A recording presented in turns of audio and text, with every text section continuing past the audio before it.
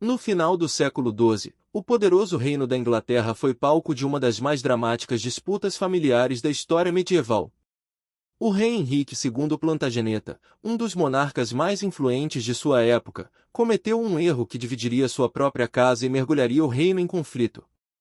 Sua preferência descarada pelo filho mais novo, João Sem Terra, desencadeou uma rebelião que envolveria seus próprios filhos e mudaria para sempre o destino da coroa inglesa.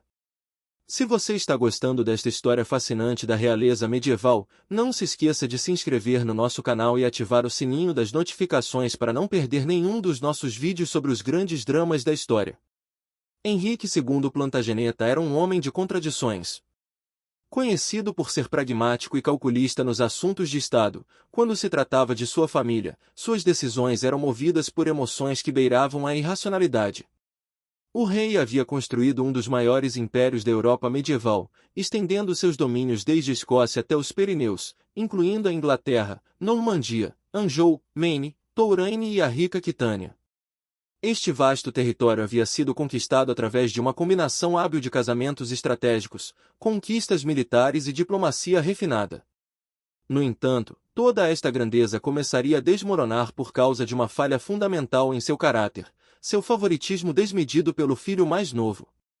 Entre seus 4 filhos legítimos com Leonor da Aquitânia, Henrique o jovem rei, Ricardo Coração de Leão, Godofredo da Bretanha e João Sem Terra, era este último que ocupava um lugar especial no coração paterno.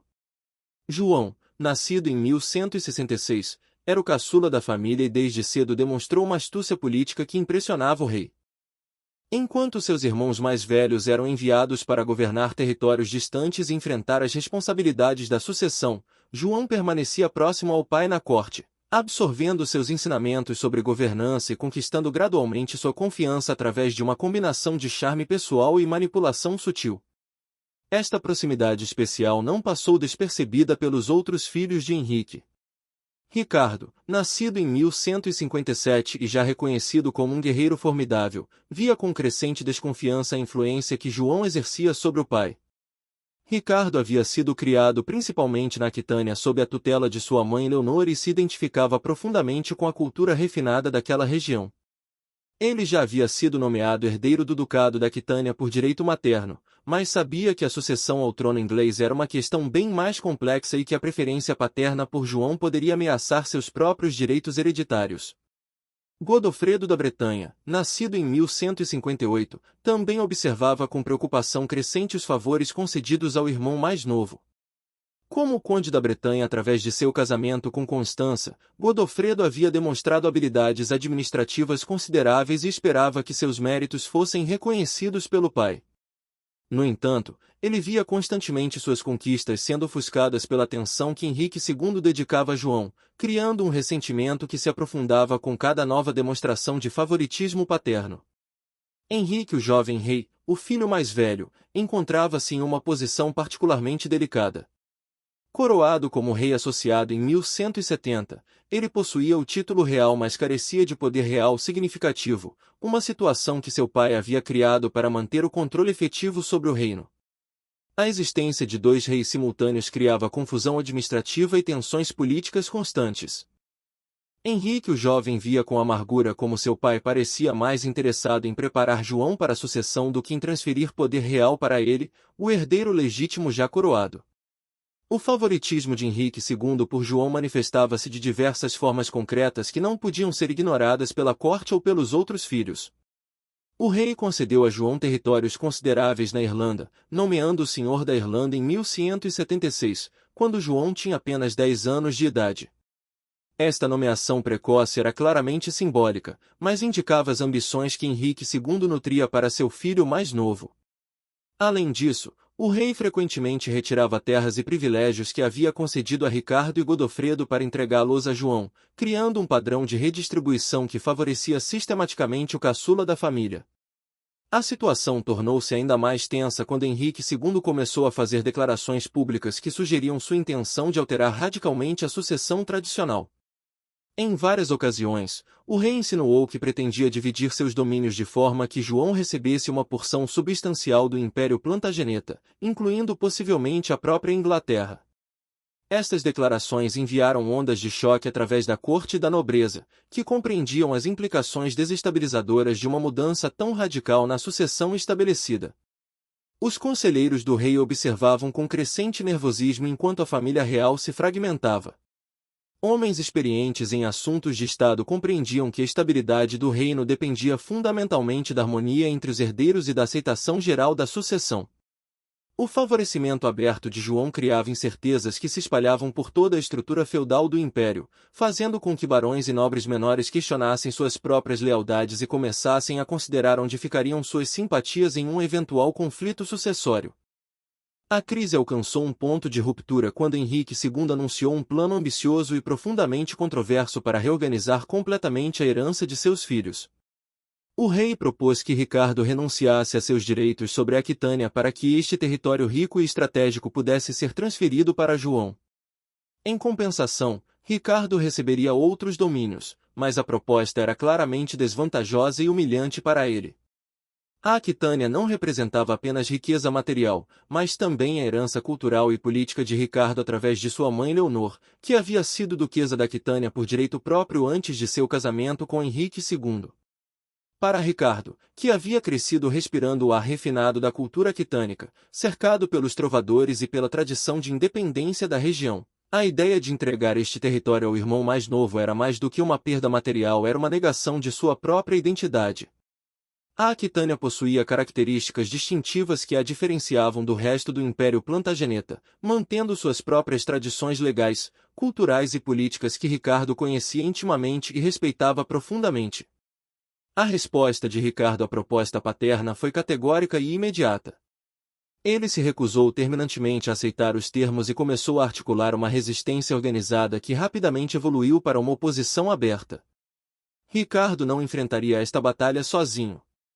Godofredo, igualmente indignado com o favorecimento sistemático de João, juntou-se ao irmão na rejeição aos planos paternos. Até mesmo Henrique, o jovem rei, apesar de sua posição teoricamente privilegiada como herdeiro já coroado, começou a questionar as verdadeiras intenções do pai em relação à sucessão. A formação desta aliança fraternal foi um processo complexo e delicado que envolveu negociações secretas conduzidas através de mensageiros confiáveis e encontros clandestinos em locais seguros. Ricardo, com sua personalidade mais determinada e experiência militar, assumiu naturalmente a liderança do movimento rebelde. Ele começou imediatamente a estabelecer contatos com barões descontentes em toda a extensão do Império Plantageneta, oferecendo promessas cuidadosamente calculadas de reformas administrativas e redistribuições de terra em troca de apoio militar e político. Godofredo contribuiu para o esforço rebelde com sua experiência administrativa considerável, adquirida durante seus anos governando a Bretanha. Ele forneceu conhecimento logístico crucial sobre o movimento de tropas e suprimentos, além de recursos financeiros significativos derivados de seus domínios bretões. Henrique, o jovem rei, embora inicialmente menos entusiasmado com a perspectiva de conflito armado direto, acabou fornecendo legitimidade política vital ao movimento ao questionar publicamente as decisões sucessórias de seu pai. O apoio à rebelião espalhou-se rapidamente além da família real imediata. Muitos barões haviam observado com preocupação crescente as mudanças erráticas na distribuição de terras e privilégios, temendo que suas próprias posições pudessem eventualmente ser ameaçadas pela impulsividade real. A promessa de estabilidade política oferecida pelos filhos rebeldes era particularmente atraente para uma nobreza cansada de incertezas constantes sobre seus direitos e propriedades. A dimensão internacional do conflito tornou-se evidente quando Felipe Augusto, rei da França, decidiu intervir ativamente. Felipe viu na divisão da família real inglesa uma oportunidade estratégica excepcional para enfraquecer seu rival geopolítico mais poderoso. O apoio francês não se limitou a declarações diplomáticas, mas incluiu assistência militar tangível, recursos financeiros substanciais e refúgio seguro para os rebeldes quando eles precisaram reagrupar suas forças. Esta intervenção transformou o que poderia ter permanecido como um conflito interno em uma guerra internacional com ramificações que se estendiam por toda a Europa Ocidental.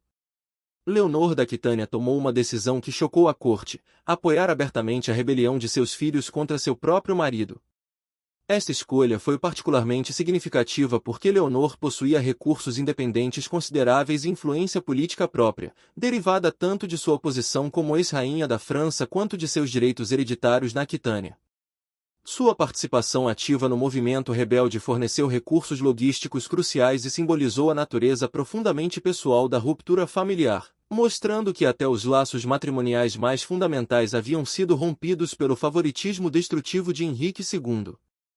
Os confrontos militares que se seguiram foram caracterizados por uma brutalidade e intensidade que surpreenderam até observadores experientes em guerra medieval. Ricardo demonstrou desde os primeiros engajamentos as habilidades militares excepcionais que mais tarde lhe renderiam o apelido imortal de Coração de Leão. Ele desenvolveu e implementou táticas inovadoras que aproveitavam efetivamente tanto o terreno acidentado da Aquitânia quanto as características específicas de suas tropas, combinando cargas devastadoras de cavalaria pesada com o uso estratégico de arqueiros experientes. As vitórias iniciais de Ricardo contra as forças leais a seu pai estabeleceram rapidamente sua reputação como comandante militar de primeira linha e atraíram apoiadores adicionais para a causa rebelde. Cada sucesso militar demonstrava não apenas sua competência pessoal, mas também a viabilidade da resistência organizada contra Henrique II, encorajando outros nobres descontentes a se juntarem abertamente à rebelião. Godofredo, embora menos dramático em seu estilo de liderança do que Ricardo, provou ser igualmente efetivo em seu domínio específico de especialização. Ele se concentrou na guerra de cerco, desenvolvendo técnicas sofisticadas para a captura de fortalezas estratégicas que controlavam rotas comerciais e centros administrativos importantes. Suas campanhas meticulosamente planejadas na Bretanha e Normandia foram marcadas por uma precisão quase científica que complementava perfeitamente o estilo mais impetuoso e inspirador de Ricardo. A colaboração efetiva entre os irmãos rebeldes criou uma máquina de guerra coordenada e eficiente que conseguiu manter múltiplas frentes ativas simultaneamente, forçando Henrique II a dividir suas forças e recursos de forma prejudicial. Esta estratégia de guerra em múltiplas frentes explorava uma das principais vulnerabilidades do Império Plantageneta, sua extensão geográfica vasta que tornava difícil a concentração rápida de poder militar em qualquer ponto específico. O conflito espalhou-se inexoravelmente por toda a França e Inglaterra, com batalhas sendo travadas desde as planícies da Normandia até as montanhas da fronteira escocesa. Castelos medievais, essas fortalezas que simbolizavam o poder feudal, mudavam de mãos com frequência alarmante, criando um mapa político em constante mutação. Cidades prósperas encontravam-se sitiadas por meses, campos cultivados eram devastados pelos exércitos em movimento, e campos de batalha se multiplicavam por todo o império com uma regularidade que aterrorizava a população civil. O conflito assumiu rapidamente características de uma guerra total, com ambos os lados empregando táticas cada vez mais devastadoras e recrutando mercenários de toda a Europa Ocidental. Soldados profissionais vindos da Alemanha, Flandres e até mesmo do distante Império Bizantino se juntaram ao conflito, atraídos pela perspectiva de pagamento generoso e saque abundante.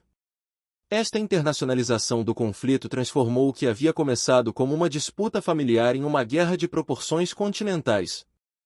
Henrique II encontrou-se em uma posição que deve ter parecido surreal para um homem que havia passado décadas dominando a política europeia. O rei que havia sido tão hábil em expandir e consolidar seu poder agora se via lutando desesperadamente contra seus próprios filhos, tentando manter unido um império que se fragmentava sob o peso de suas próprias decisões impulsivas. A ironia amarga da situação não escapava aos observadores contemporâneos nem aos cronistas que registrariam estes eventos para a posteridade. Forçado a depender cada vez mais de mercenários estrangeiros devido à deserção de muitos de seus barões tradicionais para o lado rebelde, Henrique II viu seus recursos financeiros se esgotarem rapidamente. Os custos de manter múltiplos exércitos em campo simultaneamente eram astronômicos, e a interrupção das atividades econômicas normais devido à guerra reduzia drasticamente as receitas reais. O rei se viu obrigado a implementar impostos cada vez mais pesados sobre as populações que permaneciam sob seu controle, criando ainda mais ressentimento e potencial para novas rebeliões. Durante este período crítico, João, o objeto de todo o favorecimento paterno que havia desencadeado o conflito, mostrou-se surpreendentemente inadequado para justificar a confiança depositada nele. Embora tenha permanecido nominalmente leal a Henrique II, sua contribuição militar efetiva para a causa paterna foi limitada e frequentemente questionável. João demonstrou uma tendência preocupante para a indecisão em momentos cruciais, revelando limitações como líder militar e político que se tornariam características definidoras de sua personalidade ao longo da vida.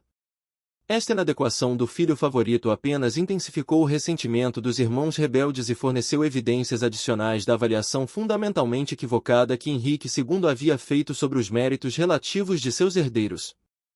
Observadores da corte começaram a questionar abertamente a sabedoria de favorecer um jovem que parecia incapaz de corresponder às expectativas depositadas nele, especialmente quando seus irmãos mais velhos demonstravam competências óbvias em áreas cruciais para a governança efetiva. As consequências econômicas e sociais da guerra civil estenderam-se muito além dos confrontos militares imediatos, criando ondas de destruição que afetariam o Império Plantageneta por décadas. A economia do reino sofreu devastação em uma escala que não era vista há gerações. Rotas comerciais estabelecidas há séculos foram interrompidas, causando escassez de bens essenciais e inflação descontrolada. Cidades prósperas que haviam sido centros de comércio e artesanato viram-se reduzidas a ruínas fumegantes, suas populações dispersas ou mortas. A produção agrícola, base fundamental da economia medieval, declinou catastroficamente em muitas regiões devido à destruição de campos, ao recrutamento forçado de camponeses para os exércitos e à constante passagem de tropas que consumiam ou destruíam as colheitas. Esta disrupção na produção de alimentos levou a períodos de fome que afetaram especialmente as classes mais pobres da sociedade, criando sofrimento humano em uma escala que não tinha justificativa política adequada. A estrutura social feudal, que havia proporcionado estabilidade relativa por gerações, começou a desintegrar sob a pressão do conflito prolongado. Famílias nobres que haviam sido aliadas por séculos encontravam-se subitamente em lados opostos do conflito, destruindo redes de lealdade e casamentos estratégicos que haviam sustentado a ordem política por gerações. Alguns barões mudaram de lado várias vezes durante o conflito, seguindo seus interesses imediatos em vez de princípios consistentes, criando um clima de desconfiança generalizada que enfraqueceria permanentemente as instituições feudais tradicionais. O clero também se viu dividido pelo conflito, com alguns membros apoiando os rebeldes e outros permanecendo leais ao rei. Esta divisão religiosa adicionava uma dimensão espiritual perturbadora ao conflito, fazendo com que muitos questionassem se Deus realmente apoiava algum dos lados envolvidos na guerra fratricida. A Igreja, tradicionalmente uma fonte de estabilidade e orientação moral, encontrava-se incapaz de oferecer uma posição clara sobre um conflito que parecia não ter vencedores morais evidentes. O desfecho dramático da rebelião veio através de uma série de mortes inesperadas que alteraram completamente o panorama político. Henrique o jovem rei morreu subitamente de disenteria em junho de 1183, durante uma campanha militar na região de Martel. Sua morte foi um choque que reverberou por todo o império, não apenas porque eliminou um dos principais líderes rebeldes, mas também porque deixou Ricardo como herdeiro mais direto ao trono inglês, uma posição que ele havia conquistado através da força das armas em vez de concessão paterna. A morte do filho mais velho forçou uma reavaliação fundamental das posições de todos os envolvidos no conflito. Henrique II, devastado pela perda, começou a perceber o custo humano terrível de sua teimosia sobre a questão sucessória. O rei viu-se confrontado com a realidade de que sua preferência por João havia custado a vida de um de seus filhos e devastado seu império. Godofredo também morreu prematuramente em agosto de 1186, supostamente em um acidente durante um torneio em Paris, embora algumas fontes contemporâneas sugerissem envenenamento. Sua morte reduziu ainda mais o número de herdeiros viáveis e deixou apenas Ricardo e João como os principais contendores pela herança paterna, simplificando a situação sucessória mas também intensificando dramaticamente a rivalidade entre os dois irmãos sobreviventes. A perda de dois filhos em poucos anos quebrou completamente o espírito combativo de Henrique II e o forçou a confrontar as consequências devastadoras de suas escolhas. O rei que havia sido um dos monarcas mais poderosos da Europa encontrava-se agora um homem derrotado, cercado pelos destroços de um império que ele mesmo havia ajudado a destruir através de seu favoritismo cego e suas decisões impulsivas sobre a sucessão. Nos últimos anos de seu reinado, Henrique II fez tentativas desesperadas de reparar os danos causados pela Guerra Civil, mas descobriu que algumas feridas eram profundas demais para serem curadas facilmente. O relacionamento com Ricardo permaneceu tenso e carregado de desconfiança mútua, marcado por anos de conflito armado e ressentimento acumulado. O rei morreu em julho de 1189 no castelo de Chinon, fisicamente derrotado e espiritualmente devastado, supostamente pronunciando suas últimas palavras como uma maldição contra todos os seus filhos sobreviventes. Ricardo finalmente ascendeu ao trono como Ricardo I em julho de 1189, mas a experiência traumática da rebelião contra seu pai havia moldado profundamente sua visão sobre governança, sucessão e os perigos do favoritismo político. Como rei, Ricardo demonstraria uma preferência clara pela meritocracia sobre conexões familiares, nomeando oficiais com base em competência demonstrada em vez de laços sanguíneos, uma lição aprendida amargamente através do sofrimento de sua própria família. João eventualmente se tornaria rei após a morte de Ricardo durante a Terceira Cruzada, mas seu reinado seria consistentemente marcado pelos mesmos problemas de liderança e julgamento que já haviam se manifestado durante sua juventude como filho favorito. A experiência de ter sido preferido pelo pai, mas também de ter testemunhado o sofrimento que esse favorecimento causou, deixaria marcas psicológicas profundas que influenciariam suas decisões como monarca. A história desta rebelião familiar serve como um lembrete eterno sobre os perigos do favoritismo na liderança política e as consequências devastadoras que podem resultar quando decisões pessoais de um líder se sobrepõem ao bem comum de uma nação inteira.